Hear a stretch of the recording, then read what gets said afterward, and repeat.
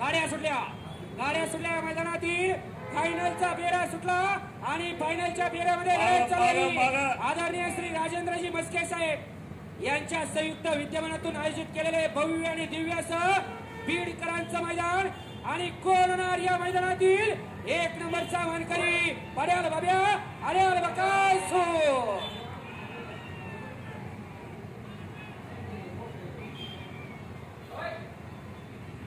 शेवटच्या क्षणाला top gear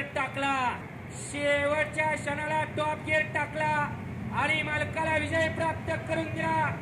काटा किर्र अशी लढत झाली.